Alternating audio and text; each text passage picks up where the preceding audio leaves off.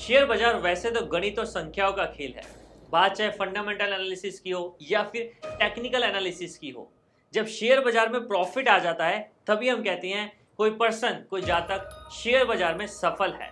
और जो लोग शेयर बाजार में लॉस कर बैठते हैं, यहां तक कि अपनी पूंजी भी गवा लेते हैं, फिर चाहे वो कितने ही बड़े एनालिस्ट हो, सिर्फ एक ही बात कहते हैं कि शायद हमारी किस्मत में, हमारे भाग्य में शेयर बाजार से कमाना लिखा ही नहीं था। और बात जहाँ भाग्य की आती है, वहां बात आती है आपकी जन्म तिथि में छुपे उन अंकों की जिनकी शेयर बाजार में बहुत ज्यादा जरूरत होती है।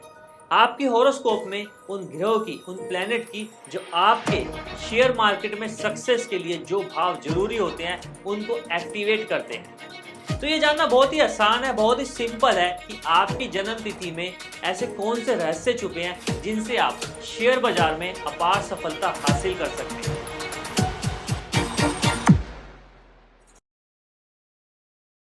आज की इस वीडियो में सबसे पहले मैं आपको ये बताऊंगा कि आपके लिए वो कौन से ग्रह जिम्मेदार होते हैं जो आपको शेयर मार्केट में सक्सेस देते हैं।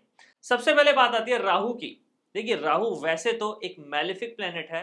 राहु का नाम आते ही कुंडली के अंदर कोई ना कोई दोष खड़ा हो जाता है। बट जहां बात शेयर बाजार की आती है, वहां पर राहु एक ऐसा प्लेनेट है जो अगर आपकी कुंडली में अच्छा है, एक्टिव है, तो वो आपको शेयर बाजार में बहुत ज्यादा सक्सेस दे सकता है। क्योंकि राहु जो है वो ऑल ऑफ अ सडन का चेंजेस है। जो एकदम से अप एंड डाउन शेयर बाजार में होते हैं वो राहु से ही रेगुलेट होते हैं। तो आपकी कुंडली में अगर राहु अच्छा है तो आप शेयर बाजार में एक तो बात पक्का होगी कि काम कर सकते हैं। अब बात आती है अन्य प्लेनेट की स्थिति। जैसे कि अगर मैं शेयर बाजार की बात करूं तो वहां पर बुध ग्रह और गुरु, ये दो ग्रह ऐसे हैं जो आपको नॉलेज और कैलकुलेशन देते हैं। और शेयर मार्केट में तो आप जानते हैं सारा काम ही कैलकुलेशन का है। तो अगर आपकी कुंडली में बुध अच्छा है, आपकी कुंडली में गुरु अच्छा है, तो वो आपको नॉलेज और कैलकुलेशन दोनों देंगे। और साथ ही साथ बहुत ज्यादा रोल प्ले होता है चंद्रमा का, मून का। मून क्या है? Water element. ये आपकी सोच को, आपके मन को, आपकी भावनाओं को, आपके इमोशंस को कंट्रोल करता है। और शेयर बाजार में क्या है, चाहे हम लॉस की स्थिति में हो या फिर हम प्रॉफिट की स्थिति में हो, सबसे ज्यादा हमें पहले कदम पे सिखाया जाता है कि अपने इमोशंस को कंट्रोल करना है। अगर आप इमोशंस को कंट्रोल नहीं करेंगे ना, तो आप किसी सौदे में कई बार लॉस भी बुक करना पड़ता है, कई बार लॉस भी उठाना पड़ता है। लॉस उठाना भी बहुत फायदे का सौदा होता है, पर हम इस उम्मीद में रहते हैं कि ये सौदा रिकवर कर जाएगा, कल ऊपर आ जाएगा, कल हमारे लिए शेयर का प्राइस बढ़ जाएगा, और हम उस सौदे से अटैच हो जाते हैं, उस शेयर से भावनात्मक रूप से अटैचमेंट रख लेते हैं और वो शेयर हमें नुकसान दे जाता है। ये सारा काम होता है आपका चंद्रमा खराब होने से। इसके लिए सिंपल सी ट्रिक आपको बता देता हूं। आपको करना क्या है, शुक्ल पक्षी एकादशी से लेके आपको पूर्णिमा तक, ये जो 4 या 5 दिन का समय होता है, इसके दौरान आपको देखना है कि आपकी मानसिक स्थिति कैसी है। इस 4-5 दिन के दौरान देखिए आप शेयर मार्केट में क्या काम कर पा रहे हैं।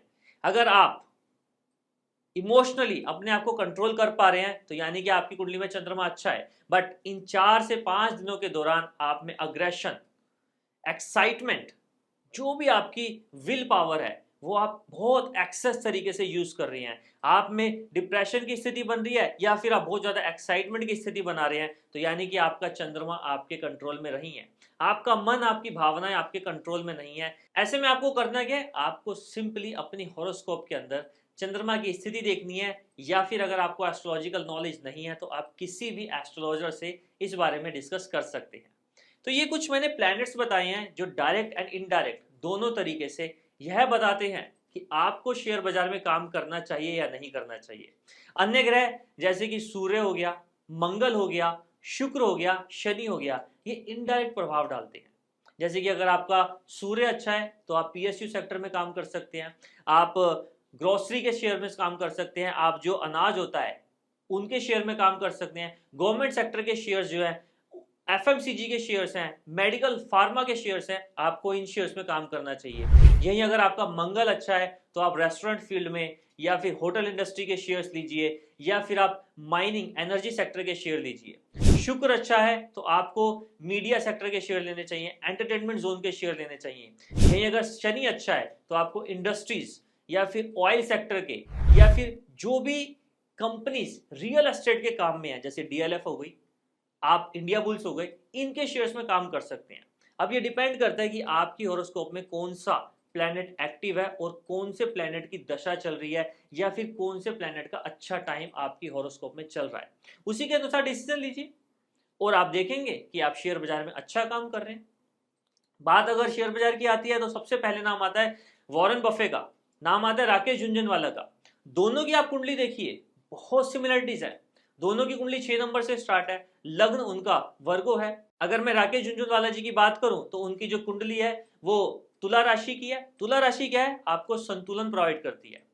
अगर पंचम भाव की बात करें, नवम भाव की बात करें और एकादश भाव की बात करें, यानी आपकी हॉरोस्कोप के अंदर 5वां घर, 9वां घर और 11वां घर, ये 3 घर ऐसे हैं, अगर ये अच्छे होते हैं तो नो डाउट आप शेयर बाजार में बहुत अच्छा कमा सकते हैं। और राकेश झुनझुनवाला जी की कुंडली में यही है। 5th हाउस का जो लॉर्ड है वो 11th हाउस के साथ में डायरेक्ट संबंध बना रहा है। 5th हाउस क्या है, आपको लॉटरी, सट्टा या फिर जो कि आपको एक फॉर्चून गेन है वो प्रोवाइड करता है। और इसमें लाभ कितना मिलेगा ये आपको बताता है आपका 11th हाउस। और 9th हाउस ये बताता है कि इस लाभ में भाग्य स्थिति आपका कितना साथ दे रही है। और जितने भी अच्छे ट्रेडर्स हुए हैं, जितने भी अच्छे इन्वेस्टर्स हुए हैं, आप देखेंगे कि उनकी कुंडली में इन तीनों घरों के अंदर बीच में कोई संबंध बन रहा है और साथ ही साथ शुभ ग्रहों से इनका संबंध है। ऐसा ही कुछ है राकेश झुनझुनवाला जी की कुंडली में।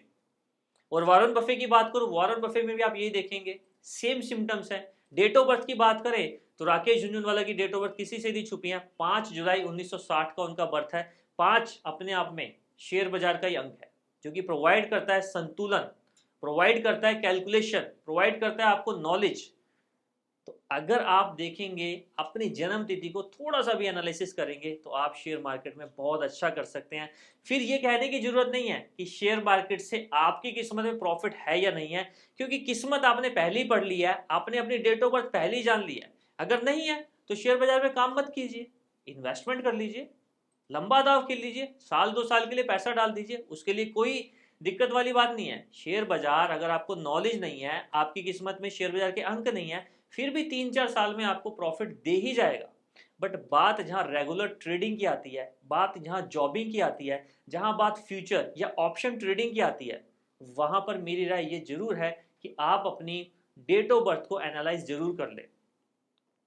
खुद से नहीं कर सकते हैं तो किसी भी न्यूमरोलॉजिस्ट या फिर किसी कुशल एस्ट्रोलॉजर की सलाह लेकर आप ये जान सकते हैं कि आपके हॉरोस्कोप के अंदर या फिर आपकी जन्म तिथि के अंदर क्या वो अंक प्रेजेंट है जो आपको शेयर बाजार में सफलता दिला सकते हैं। कोई भी कंफ्यूजन है आप मेरे से कमेंट सेक्शन में जुड़ सकते हैं। और अगर आपको शेयर मार्केट में ट्रेडिंग करनी है तो मैं आपको 3 टिप्स देता हूं। अगर ये 3 टिप्स आप फॉलो करते हैं फिर भी आप देखेंगे कि आपको डे बाय डे कुछ ऐसे प्रॉफिट्स आ रहे हैं या फिर कुछ ऐसी चीजें आपके साथ घटित हो रही हैं जो आपको ये बताएंगी कि आपको शेयर बाजार में काम करना चाहिए या नहीं करना चाहिए। जैसे कि अगर आप कोई स्टोन धारण करना चाहते हैं, कोई रत्न पहनना चाहते हैं, तो शेयर बाजार के लिए गोमेद और पन्ना ये 2 ऐसे रत्न हैं जो आप धारण कर सकते हैं। बट ये रत्न भी मेडिसिन का काम करते हैं। जिस तरीके से मेडिसिन डॉक्टर की सलाह से ली जाती है, इसी तरीके से कोई भी रत्न धारण करने से पहले किसी ज्योतिषाचार्य से, किसी कुशल ज्योतिषाचार्य से जरूर डिस्कशन कर लें। इसके बाद आपको करना क्या, सिंपल सा एक उपाय बता देता हूं जो सभी कर सकते हैं। फिश यानी कि मछली को कभी भी मौका लगे आप आटे की गोलियां उन्हें खिला दीजिए। इससे क्या होगा कि आपकी शेयर मार्केट में सक्सेस के चांसेस बढ़ जाएंगे। थर्ड एंड लास्ट, ये टिप खासकर उन लोगों के लिए भी है जो शेयर बाजार में एज अ ब्रोकर काम कर रहे हैं या फिर एज अ कंसल्टेंट काम कर रहे हैं। आपको करना क्या है, अपने पास में नीले कलर का रुमाल रखिए या फिर नीले कलर का कोई थ्रेड या नीले कलर का कोई भी कपड़ा आप अपने पास रखिए और राहु मंत्र का जाप कीजिए। अगर आप ऐसा करेंगे तो आप देखेंगे कि आप अपने ट्रेड्स को कंट्रोल कर पा रहे हैं, चाहे सिचुएशन लॉस की हो या प्रॉफिट की हो। आप अपने ट्रेड्स को, अपने सौदे को अपने एनालिसिस के अकॉर्डिंग ही कर पा रहे हैं। यानी कि जहां आपको स्टॉप लॉस हिट होना लिखा था वहां आप सौदों में एग्जिट कर जाएंगे। गलती ही वही होती है जब हम स्टॉप लॉस के नीचे भी सौदे को होल्ड करके रखते हैं और समटाइम ज्यादा प्रॉफिट की इच्छा में सौदे से एग्जिट ही नहीं कर पाते और वो प्रॉफिट रिवर्स गियर में लग के आपको लॉस दे जाता है।